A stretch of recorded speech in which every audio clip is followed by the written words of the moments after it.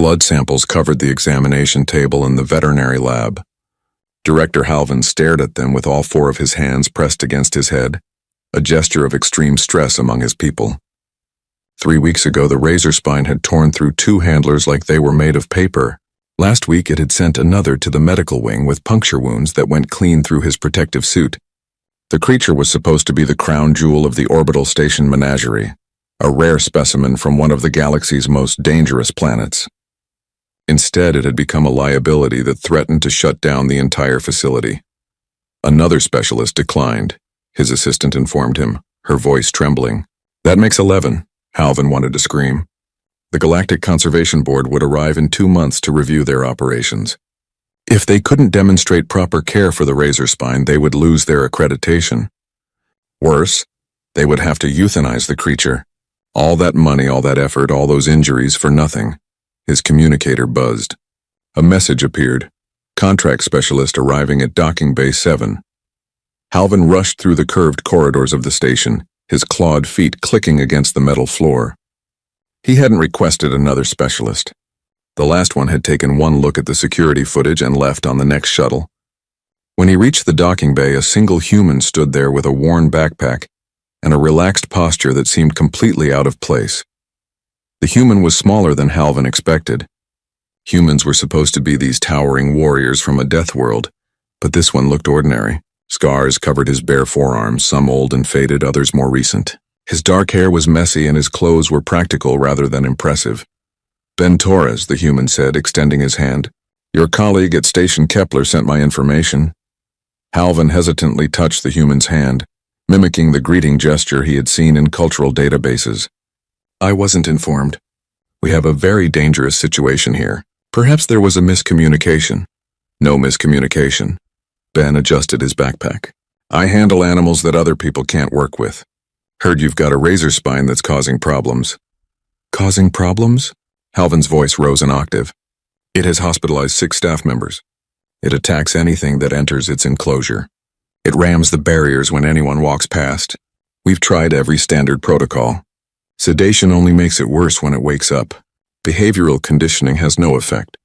The creature is fundamentally aggressive." Ben's expression didn't change.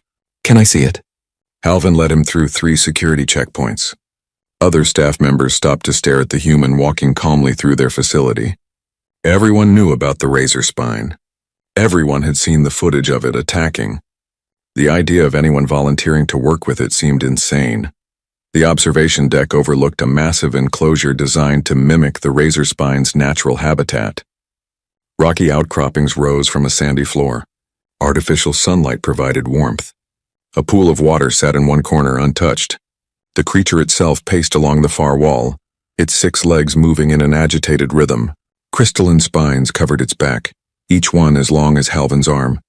Its bioluminescent markings flashed red and orange, colors that every species in the galaxy recognized as warnings. "Magnificent," Ben said quietly. Halvin pulled up a holographic display. "This is from 5 days ago." The footage showed a handler entering the enclosure with food. The razor spine had been across the space, seemingly calm. The moment the handler set down the feeding container, the creature charged. It covered 30 meters in seconds. The handler barely made it to the safety door. The razor spine slammed into the barrier hard enough to crack it. And this is from yesterday. Another video played. A different handler, this time using a remote delivery system. The razor spine attacked the mechanical arm, shattering it into pieces. Ben watched both videos twice. "What's its feeding schedule?" "Twice daily. Standard carnivore nutrition blocks supplemented with protein samples from its home world." "Enrichment activities?" Halvin's membranes fluttered with confusion. "It's a predator from a Class 9 death world. Enrichment would only stimulate its aggressive tendencies." "How long has it been here?" 4 months. "How old is it?" "Our best estimate is 3 to 4 cycles." "Young adult." Ben turned back to the window. The razor spine had stopped pacing. It stood perfectly still, staring at the observation deck. At him. "It's not aggressive. It's terrified." Halvin couldn't help the laugh that escaped him. "That creature weighs 800 kilograms. Its jaws can crush titanium alloy. It has killed prey twice its size on its home world. It is not terrified. Look at the spine positioning." Ben pointed. See how they're all extended straight up? That's not a threat display. That's defensive posturing. And the pacing pattern, always along the walls, never through the center of the space, it's trying to find an exit. The way it attacked that handler, it didn't pursue. It charged, made contact, and retreated immediately. That's fear response, not predatory behavior. You're saying 6 handlers were injured because the creature is scared. I'm saying a young predator was taken from its family, brought to a strange place with strange sounds and strange smells, and every time something approaches, it panics. You're not dealing with aggression. You're dealing with trauma. Halvin felt his body temperature drop. Trauma. They had treated the razor spine like a monster when it was actually a victim. All their protocols, all their procedures, they had made everything worse. Can you help it? He asked. Ben was still watching the creature. The razor spine watched him back, its bioluminescence slowly shifting from red to yellow, a curious color rather than a threatening one. I can try, Ben said, but we do this my way. No sedation unless medically necessary. No restraints. No forced interactions. And I need changes to the enclosure. This place looks like a prison cell. You want to make it more comfortable? It attacks everyone, because everyone treats it like a monster. Ben finally turned to face Halvin. I need to go in there. Absolutely not. You'll be killed. Not if I'm right about this. Ben's voice carried absolute certainty. Set up a safety protocol if it makes you feel better. But I need to meet this animal properly. Not through glass. Not through barriers. Face to face. Halvin looked at the human, then at the razor spine, then back at the human. This was insanity. This was suicide. This was also his last option. Tomorrow, he said. I need time to prepare the medical teams and override safety protocols. Ben nodded and shouldered his backpack. Tomorrow, then. And director? Stop calling it aggressive. Words matter. If you keep thinking of it as a monster, you'll never see the scared kid underneath. As Ben walked away, Halvin looked back at the razor spine. It had laid down, its spine slowly retracting. Just a scared kid, the human had said. Perhaps humans understood monsters better than anyone else. After all, they came from a world full of them. 20 hours of watching the razor spine had taught Ben more than 4 months of incident reports ever could. He sat cross-legged on the observation deck floor with a notebook and pen. Analog tools that made some of the station staff whisper about primitive human technology. But screens glared and made noise. Paper stayed quiet. The creature moved in patterns. Every 47 minutes it completed a circuit of the enclosure's perimeter. Every time it passed the water feature, it slowed but never drank. 3 times per hour, it scraped its claws against the eastern wall where the artificial rock met metal plating. The sound echoed through the space, a horrible screeching that made everyone wince. Everyone except Ben. He recognized it. Comfort behavior. Like a dog scratching at a door or a cat needing a blanket. The razor spine was trying to recreate something familiar. Dr. Yenapros arrived during hour 19 with a thermal container and 2 cups. She was young for a senior xenobiologist, her carapace still showing the bright colors of youth rather than the muted tones of age. She had been watching Ben almost as intently as he watched the creature. You haven't eaten, she said, pouring something that smelled like burnt flowers into a cup. Thanks. Ben accepted it even though he had no idea what it was. Politeness crossed species barriers better than most things. He took a careful sip. Not terrible. Sweet with a bitter aftertaste. Yenna settled beside him, her multiple joints folding in ways that looked uncomfortable but clearly weren't. You've been documenting behaviors. Everything means something. Ben gestured at the razor spine. See how its head dips every time it passes the feeding area? Not eating, just acknowledging the food is there. That's anxiety behavior. It doesn't trust that the food will keep coming. We feed it consistently, same time every day. But every time you feed it, someone enters the enclosure, someone it perceives as a threat. So feeding time equals danger time. The food itself has become a stress trigger. Yenna's antennae lowered, a sign of distress. We're harming it by trying to care for it. You didn't know. Most species in the galaxy didn't evolve alongside predators like humans did. You see teeth and claws and assume violence. We see teeth and claws and think about intention behind them. The razor spine suddenly stopped moving. Its spines flattened against its body and its bioluminescence went completely dark. Ben immediately focused on what had changed. A maintenance drone had entered the adjacent corridor, its engine humming at a frequency just below human hearing. That sound, he said. How often do those drones run? Every 6 hours. Automated cleaning and inspection. The razor spine backed into the far corner, pressing itself against the wall. Its breathing had accelerated, visible in the rapid rise and fall of its thorax. That frequency is probably similar to something from its homeworld. A predator maybe, or a natural threat. Ben made a note. We need to change the drone schedules or route them away from this section. For one animal? Ben looked at her directly. If you want this to work, yes. Every detail matters. This isn't about following a standard care guide. This is about understanding a specific individual and what they need to feel safe.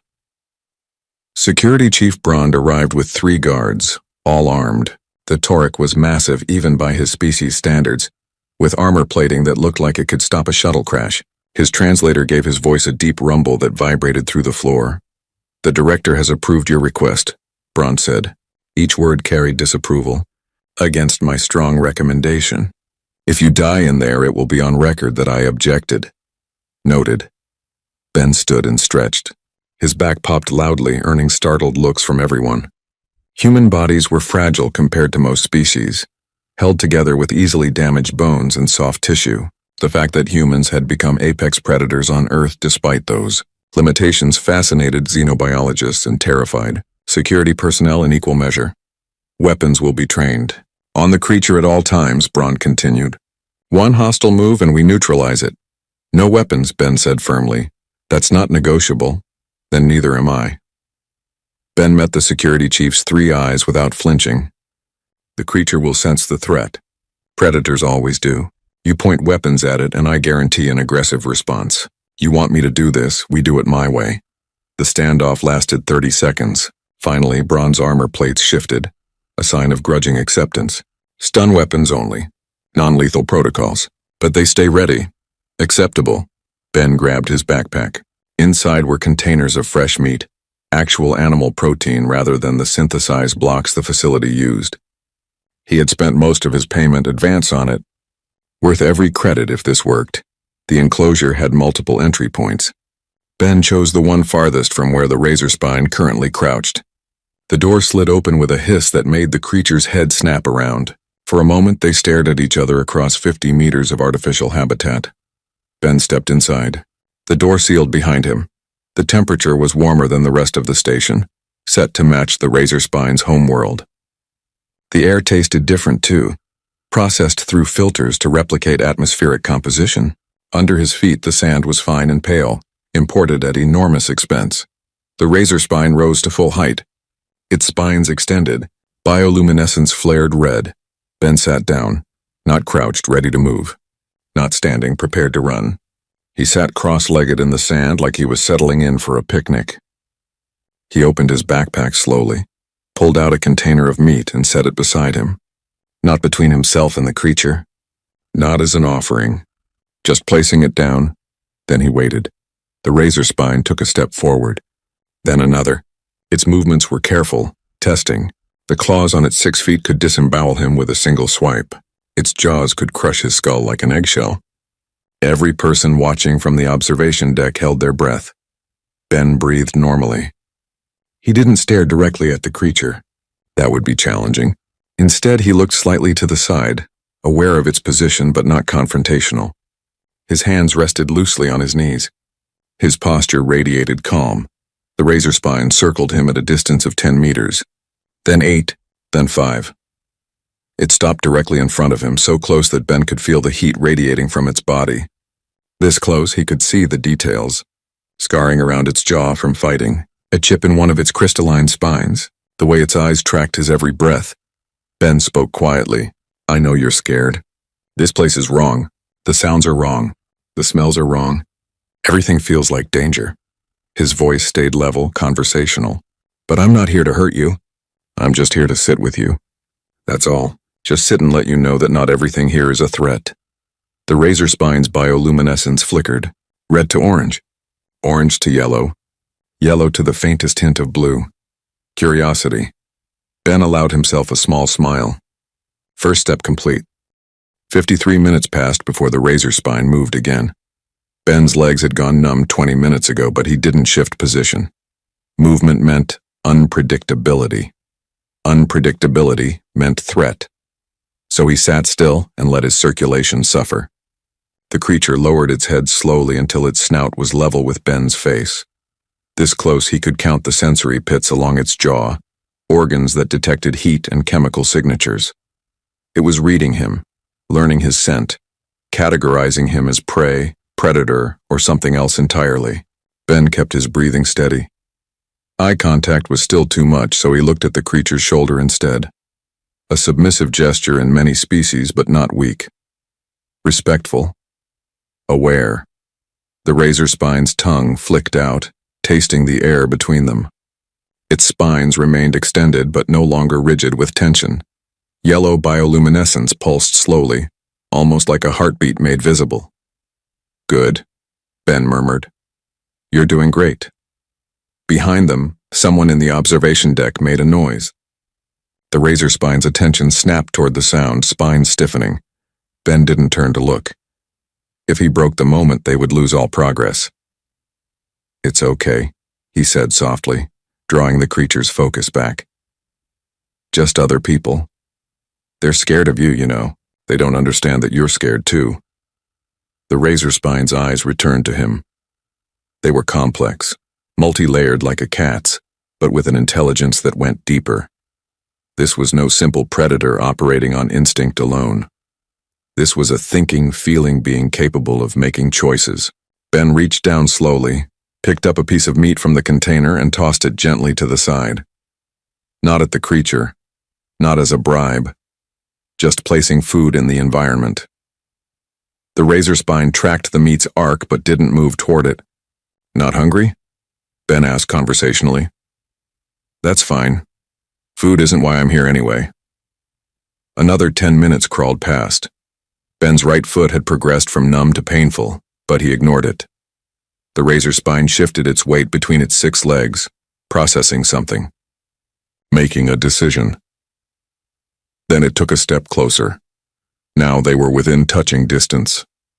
The creature's breath washed over Ben's face, warm and smelling of copper. Its jaws could close around his entire head. One bite, and this experiment would end in the worst possible way. Ben slowly lifted his right hand, palm down, fingers relaxed. He moved it forward at a pace that would bore anyone watching, centimeter by centimeter, until his hand was extended between them. An offering, an invitation.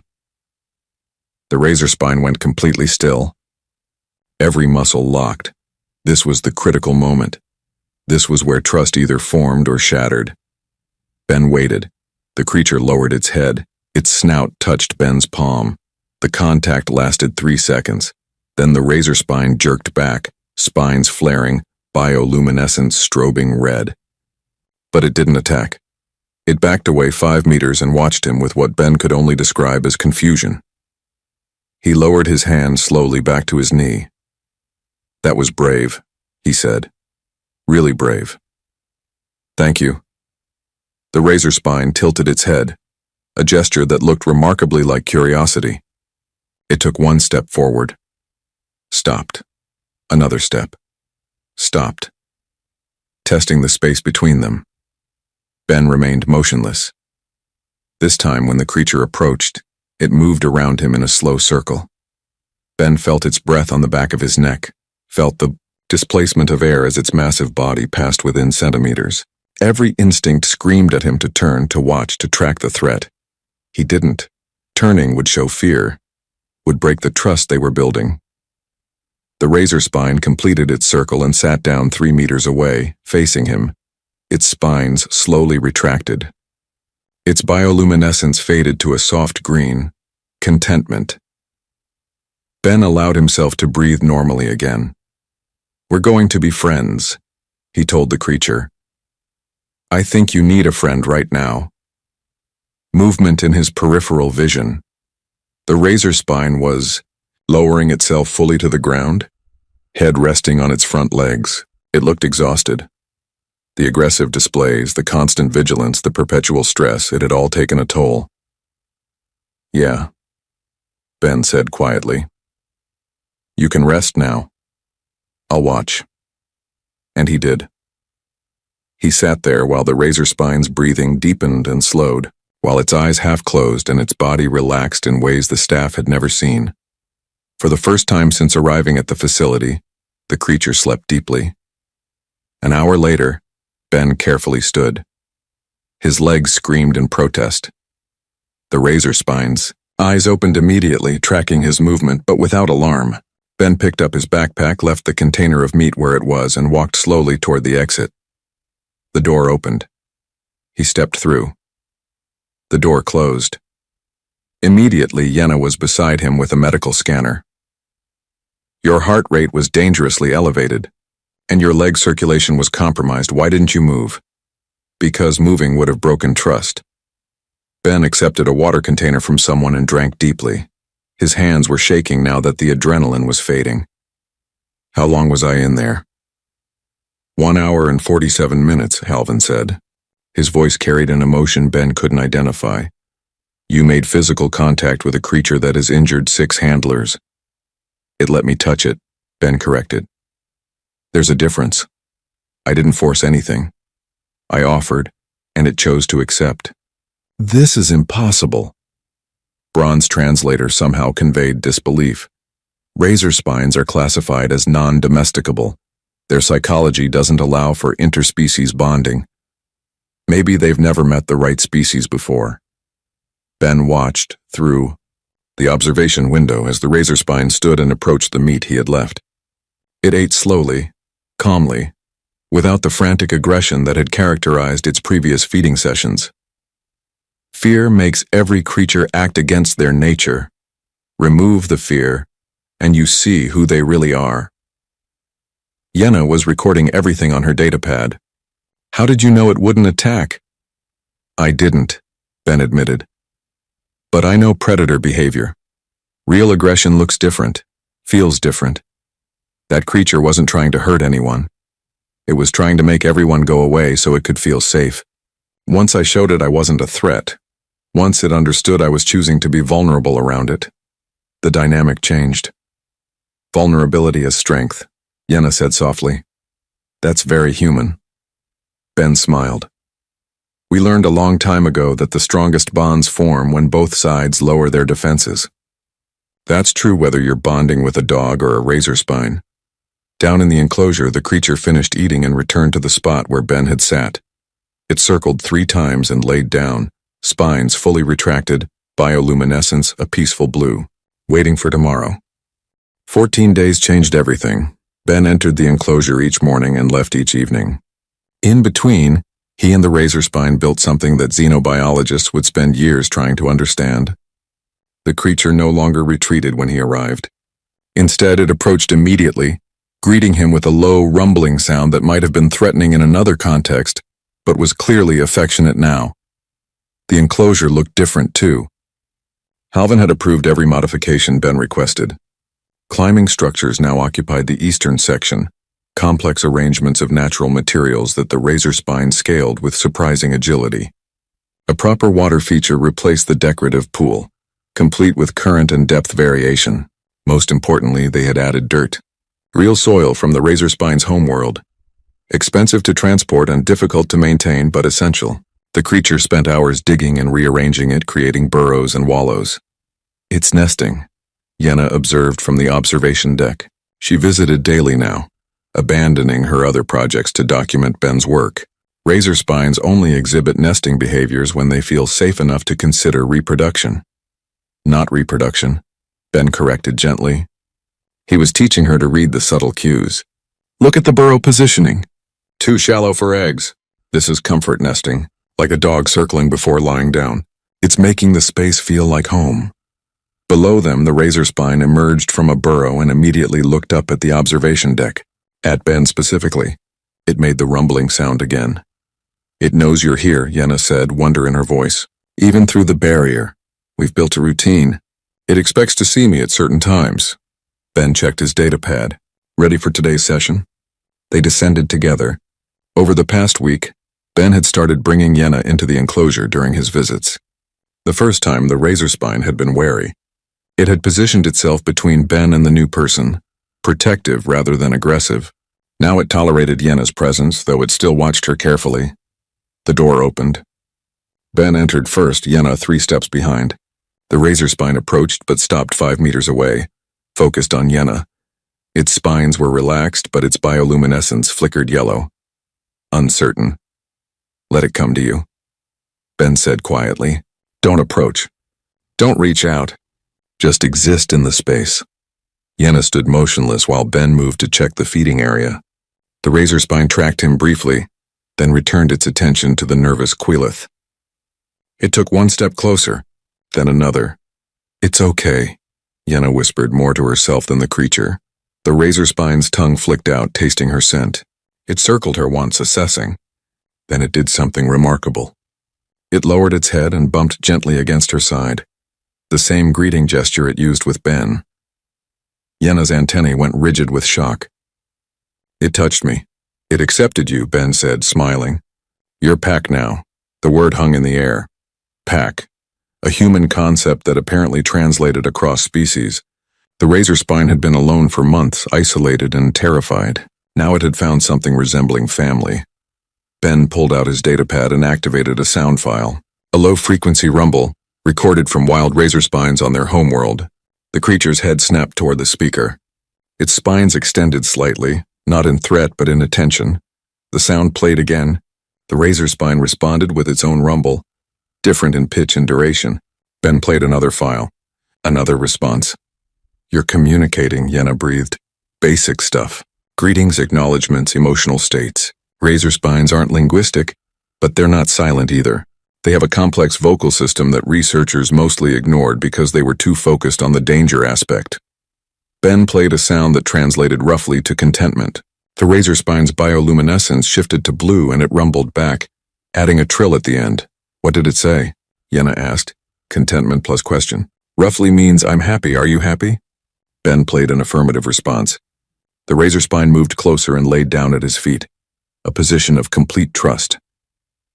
Over the following days, other staff members started visiting the observation deck. Word had spread about the impossible creature that now napped peacefully in its handler's presence. Security Chief Braun came by, watched for 10 minutes, and left without comment. His translator had been deactivated, but Ben recognized the tilt of his armored head. Respect. On day 12, Ben noticed something during the morning examination. The razor spine had a wound on its left rear leg, hidden under the spines. Not serious, but infected. The green discoloration around the edges meant bacterial growth. I need to treat this, Ben told Halvin over the comm. It'll require topical application and probably oral antibiotics. Sedation protocols? No, it'll let me handle it.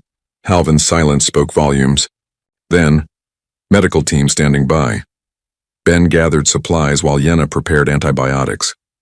Back in the enclosure, the razor spine greeted him normally, unaware of what was coming. Ben sat down and patted the ground beside him. The creature laid down, head resting near his lap. I need to look at your leg, Ben said, keeping his tone conversational. It's going to hurt a little, but I'm trying to help. He placed one hand on the razor spine's flank, feeling the muscle tension beneath. With the other hand, he carefully moved aside the spines near the wound. The creature went rigid. Ben felt it coil, preparing to move. Easy, he murmured. Easy now. The razor spine's head turned, jaws level with Ben's arm. It could bite. It should bite. Instinct demanded that injured animals protect themselves from further pain. Instead, it rumbled. The sound was strained, uncomfortable, but not aggressive. Trust. Ben worked quickly.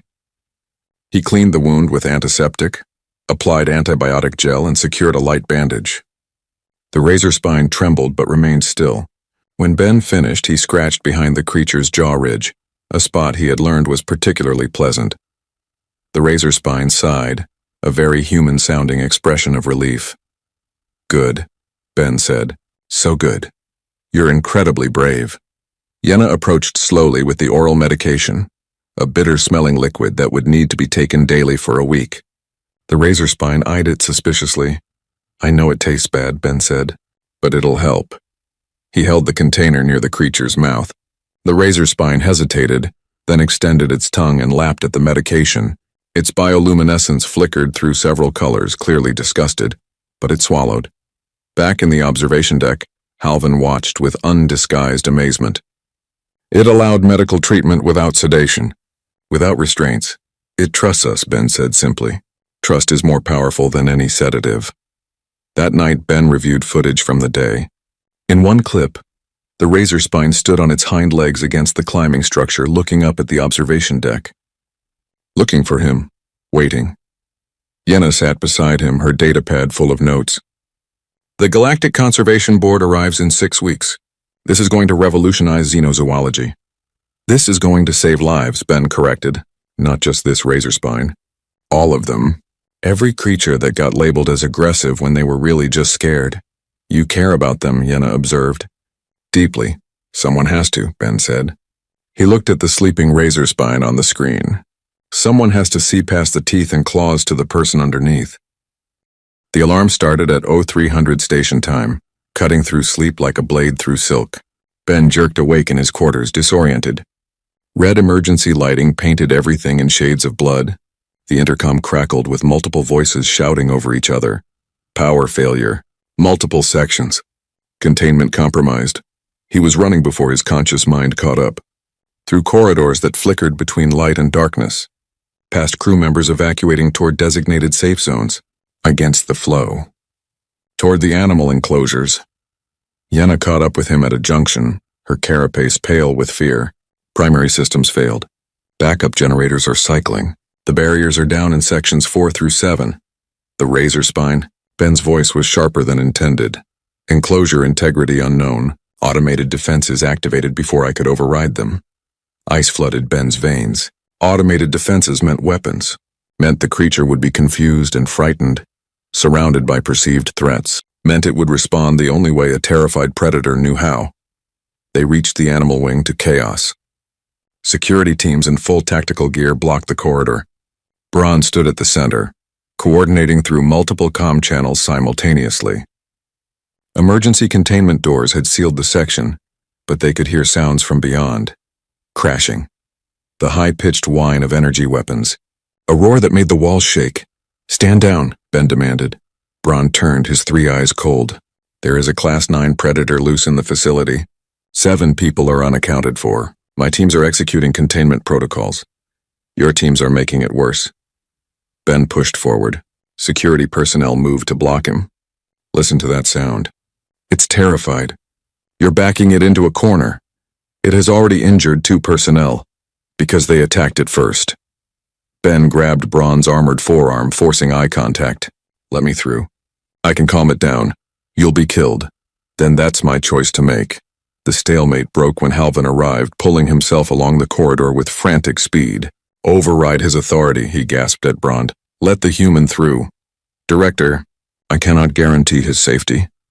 And I cannot guarantee this facility's future if we kill the most valuable specimen in our care. Halvan's voice carried steel Ben had never heard before. Open the door. Braun hesitated for 3 seconds that felt like hours. Then he signaled his team. The containment door began to open. Weapons down, Ben said. All of them. Nothing in your hands when I go through. That's suicide. That's trust. The door opened enough for Ben to slip through. He entered darkness interrupted by sparking electrical panels and flickering emergency lights. The sounds were louder here, crashing from somewhere ahead, the smell of ozone from discharged weapons, and underneath it all a sound that broke his heart. Whimpering. Hey, Ben called out softly. It's me. It's okay. A shadow moved in the darkness, massive and quick. The razor spine emerged from a side corridor. Spines fully extended, bioluminescence strobing red and white. Blood dripped from a wound on its shoulder. Energy weapon burn. Its eyes were wild with panic. Ben stood still. Didn't approach. Didn't retreat. Just existed in the space. The razor spine took 3 steps forward, then stopped. Its head swayed, disoriented. The sound of voices from behind the sealed door made it flinch and back up. I know, Ben said quietly. Everything went wrong. The lights, the sounds, all the scary things at once. And then people came with weapons and you didn't understand why. The creature's bioluminescence flickered. Red to orange. Orange to yellow. Recognition bleeding through panic. Yeah, it's me, Ben confirmed. He took 1 slow step forward. I'm right here. The razor spine rumbled, but the sound was broken. Pain and confusion and fear all mixed together. It swayed again, and Ben realized it might be in shock. He moved closer. 2 steps, 3. The creature could attack. Every logical part of his brain screamed that this was different, that trauma changed behavior, that even domesticated animals could turn violent under stress. Ben kept walking. At 2 meters distance, he stopped. "I need to see that wound. I need to help you. Will you let me?" The razor spine stared at him. In its eyes, Ben saw the war between instinct and learned trust, between the animal that wanted to flee or fight and the individual that recognized a friend. Slowly, the creature's spines began to retract. Ben closed the remaining distance and placed his hand on the razor spine's jaw ridge. The creature leaned into the touch, trembling. "You're okay now," he whispered. "I've got you." Behind him, the containment door opened wider. Yenna slipped through with a medical kit. She moved carefully, making herself visible before approaching. The razor spine tracked her movement but didn't react aggressively. Together, they examined the wound. The energy weapon had grazed rather than hit directly, but it was still serious. Yenna worked while Ben kept his hands on the creature, murmuring constantly. The razor spine stood rigid, every muscle locked with the effort of staying still while in pain. "Clean hit," Yenna said finally. "It'll scar, but no permanent damage. I need to get proper supplies to seal this." "Bring them here," Ben said. "We're not moving it until it's stable." More people entered the corridor. Medical personnel, engineering teams to restore power. Halvin came through, surveyed the scene, and immediately started coordinating. Within minutes, they had established a field treatment area. The razor spine allowed itself to be tended to by multiple people, though it kept one eye on Ben at all times, checking, making sure he was still there. An hour passed. Power restored to the section. The wound cleaned, sealed, and bandaged. The razor spine's breathing steadied. Its bioluminescence faded to blue. Only then did Security Chief Brond approach. He carried no weapons. His armor was retracted, making him look smaller, more vulnerable. He stopped 3 meters away and performed a gesture Ben recognized from xenocultural databases. A Tauric apology, formal, sincere. "I was wrong," Brond said through his translator. "About many things." The razor spine watched him but didn't move. Ben nodded acknowledgement. "Get someone to check the other enclosures," he said tiredly. "Make sure the power failure didn't hurt anyone else." As teams dispersed to handle the crisis, Ben sat down against the wall. The razor spine immediately moved to lie beside him, its massive head resting on his lap, the same position they had shared during peaceful days in the enclosure, now repeated in a damaged corridor. Yenna sat on his other side, her antennae drooping with exhaustion. "You walked into a disaster zone unarmed." "I walked toward a friend who needed help," Ben corrected. "Most species wouldn't make that distinction." "Then most species have never had a dog," Ben said. He scratched behind the razor spine's jaw ridge and the creature rumbled contentedly despite its injuries. "Humans learned a long time ago that the pack protects its own. Doesn't matter if that protection is comfortable or safe. It just matters that you show up." The razor spine's eyes closed. Within minutes it was asleep, secure despite the chaos. Ben stayed awake, keeping watch, one hand resting on his friend's scarred shoulder. 2 weeks after the power failure, the razor spine's shoulder wound had healed to a shiny scar beneath its spines. The enclosure had been upgraded with triple redundant systems, and Ben had 17 messages from other facilities requesting his services, each one describing their own impossible animal. He reviewed them in his quarters while packing his worn backpack. Same belongings, different destination. The pattern of his life for the past decade, a knock at the door. Yenna entered carrying a datapad and something wrapped in cloth. Her colors were muted, sad in a way he had learned to recognize. "The razor spine has been agitated all day," she said. "It keeps pacing the observation window. Looking for you. It knows I'm leaving." Ben folded a shirt that had more repairs than original fabric. "Animals always know. You could stay. Halvin has authorized a permanent position, full benefits, your own research budget. You could study interspecies bonding, publish papers, train others." "I'm not a researcher," Ben said gently. "I'm a handler. There are animals out there that need help, and not enough people who know how to help them." Yenna set the datapad down. On the screen were requests from facilities across the galaxy. A thornback that attacked handlers, a crystalline drifter refusing to eat, a pack of void stalkers that had killed 2 trainers, each one labeled as aggressive or unmanageable or dangerous. These creatures have stories, Ben said, looking at the list. Same as the razor spine. Something happened to make them afraid. Someone just needs to take the time to understand. How do you do it? Yenna asked. How do you look at something that could kill you and see a friend? Ben paused, considering. On Earth, humans lived alongside predators for millions of years.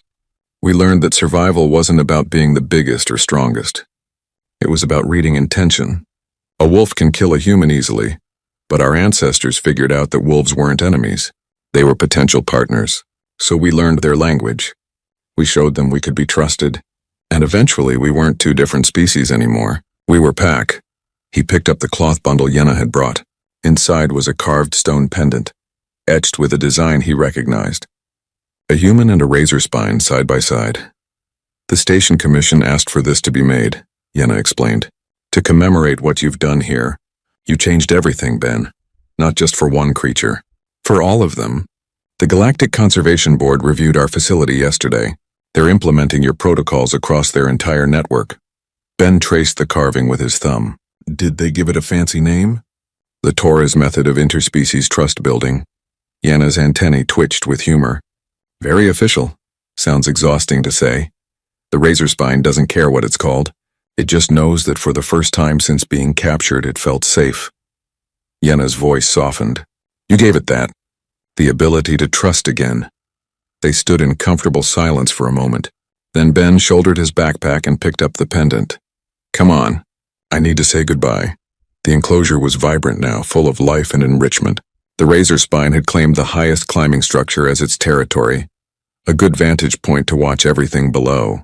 When Ben entered, it scrambled down immediately, moving with the enthusiasm of a creature half its size. Their greeting ritual had evolved over the weeks. The razor spine bumped its head against Ben's chest. Ben scratched behind its jaw ridge. They rumbled at each other in their improvised shared language. To outside observers, it looked simple. To them, it was profound. I have to leave today, Ben said. The razor spine's bioluminescence flickered yellow, understanding the tone if not the words. But you're going to be okay. Yenna will take care of you. So will the others. They know how to listen now. The creature pushed against him harder, trying to keep him close. Ben wrapped his arms around its massive neck, feeling the steady pulse of its dual-chambered heart. You taught me something too, he continued quietly. I've worked with hundreds of animals, but you reminded me why I started doing this. It's not about taming or controlling. It's about witnessing, about telling something scared and alone that they don't have to be scared or alone anymore. He pulled the stone pendant from his pocket and showed it to the razor spine. This is us, so I don't forget, though I don't think I could if I tried. The razor spine rumbled, a long, complex sound. Ben had learned enough of its vocal patterns to translate roughly, sadness, but also understanding. Acceptance. Yenna entered the enclosure, moving with the confidence of someone who had learned from the best. The razor spine acknowledged her with a brief head bump before returning attention to Ben. You need to go, Yenna said softly. Your shuttle leaves in an hour. I know, but leaving was harder than he expected. The razor spine followed him to the enclosure door, stopping just before the threshold. It couldn't leave this space, but it could watch him go. At the door, Ben turned back. The creature sat on its haunches, spines relaxed, bioluminescence shifting through the full spectrum. Every color they had shared. Red from the early fear, yellow from tentative trust, blue from contentment, and finally settling on purple, a color Ben had never seen before. What does purple mean? He asked Yenna. She checked her datapad, scrolling through their research notes. We don't know. It's never displayed that color until now. Ben smiled. I think it means goodbye.